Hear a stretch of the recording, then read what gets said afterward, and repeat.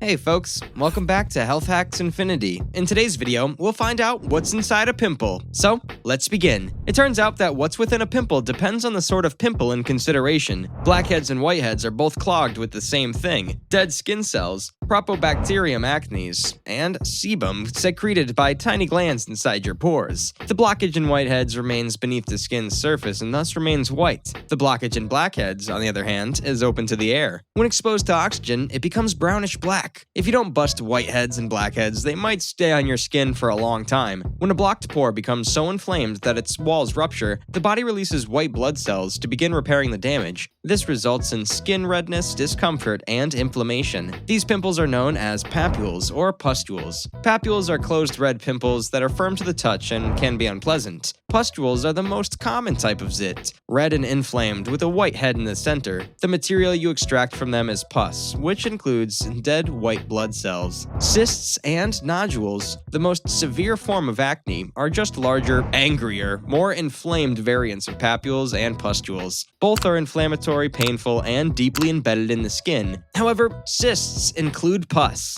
Thanks for watching.